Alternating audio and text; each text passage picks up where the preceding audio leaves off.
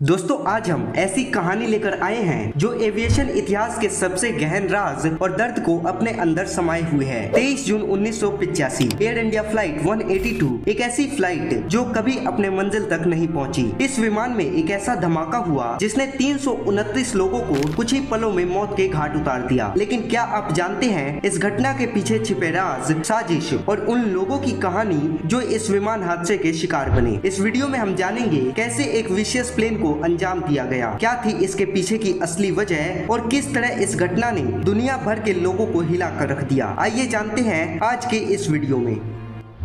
दोस्तों air India flight 182 की घटना एक बहुत ही दुखद और खौफनाक इंसिडेंट थी जो 23 जून 1985 को हुई थी। ये फ्लाइट मॉन्ट्रियल से लंदन के लिए दिल्ली और मुंबई के रास्ते से होती हुई जा रही थी, लेकिन बीच रास्ते में ही इस फ्लाइट को बॉम्ब से उड़ा दिया गया, जिसकी वजह से 329 लोगों की जान चली गई। ये घटना एविएशन हिस्ट्री की सबसे डेडलिएस्ट टेररिस्ट अटैक में से एक मानी जाती है। आइए इस इंसिडेंट को डिटेल में समझते हैं। दरअसल दोस्तों 1980s के दौरान कनाडा और इंडिया दोनों में खालिस्तान मूवमेंट अपने चरम पर था। खालिस्तानी एक्सट्रीमिस्ट एक अलग सिख स्टेट यानी कि खालिस्तान बनाने की मांग कर रहे थे। इन एक्सट्रीमिस्ट में से कुछ लोग जो कि कनाडा में सेटल थे, उन्होंने इंडियन गवर्नमेंट और उनके सिंबल्स को टारगेट करना शुरू कर दिया, जिसमें एयर इंडिया जो कि इंडियन नेशनल करियर थी उनका प्राइम टारगेट बनी। इस घटना को अंजाम देने की प्लानिंग भारतीय समय के मुताबिक बब्बर खालसा नाम के सिख एक्सट्रीमिस्ट ग्रुप ने की थी। जिस व्यक्ति ने सबसे ज्यादा प्रोमिनेंट रोल प्ले किया था वो था तलविंदर सिंह परमार। उसके साथ ही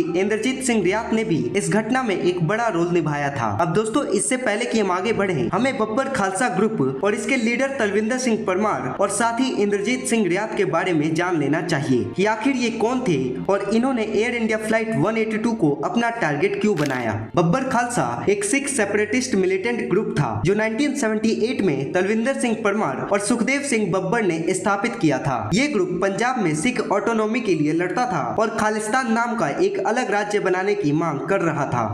तलविंदर सिंह परमार एक कठोर सिख सेपरेटिस्ट था जो आगे चल के बब्बर खालसा का मुख्य नेता बन जाता है। 1981 में परमार पर कई मर्डर्स के इल्जाम लगे, जिसमें पुलिस ऑफिसर्स की हत्या भी शामिल थी। जिसके बाद से परमार कनाडा भाग गया और वहीं से अपनी मिलिटेंट एक्टिविटीज चलाने लगा। और वहीं इंद्रजीत सिंह रियात एक इलेक्ट्रीशियन था और परमार का करीबी साथी भी। रियात को इलेक्ट्रॉनिक्स का ज्ञान था जो कि उन्हें बॉम्ब मेकिंग में हेल्प करता था। जिसके बाद से परमार और रियात ने मिलकर खौफनाक योजना बनाई एयर इंडिया फ्लाइट को बॉम्ब से उड़ाने की। बेसिकली ये अटैक उनका बदला था इंडियन गवर्नमेंट के खिलाफ। रियात ने बॉम्ब को रिस्ट वॉचेस, बैटरीज और एक्सप्लोजिव मटेरियल का इस्तेमाल करके बनाया था। ये पूरी योजना परमार और उनके साथियों की थी जो कनाडा से इस मिशन को ऑपरेट कर रहे थे। जिसके बाद 22 जून 1985 को परमार और उसके साथियों ने वैनकूवर से टोरंटो और फिर टोरंटो से मॉन्ट्रियल तक ट्रेवल किया। मॉन्ट्रियल में उन्होंने सूटकेस को एयर इंडिया की फ्लाइट में चेक इन करवाया। ये फ्लाइट मॉन्ट्रियल से लंदन, दिल्ली और बॉम्बे के रास्ते जा रही थी। परमार और उसके साथियों ने बॉम्ब को एयरक्राफ्ट के कार्गो होल्ड में रखा था और अगली ही सुबह यानी कि 23 जून 1985 को एयर इंडिया फ्लाइट 182 में सुबह के 8:14 पर आयरलैंड के साउथ वेस्टर्न कोस्ट के ऊपर एक बॉम्ब एक्सप्लोड होता है, जिसकी वजह से एयरक्राफ्ट के मिड एयर एक्सप्लोजन से लेकर एयरक्राफ्ट के टेल सेक्शन तक सेवरल डैमेज होता है और एयरक्राफ्ट तेजी से अटलांटिक ओशियन में क्रैश हो जाता है। इस क्रैश में 329 पैसेंजर्स और क्रू मेंबर्स की मौत हो गई थी।